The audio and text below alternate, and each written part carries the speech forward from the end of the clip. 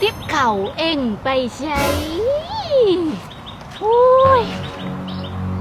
อีแม่ใหญ่อยู่บ่นอขอเอ้ยแม่ใหญ่ขอเอ้ยขออีแม่ใหญ่อีแม่ใหญ่มาขอเห็นติ๊บเข่าอยู่อ้าว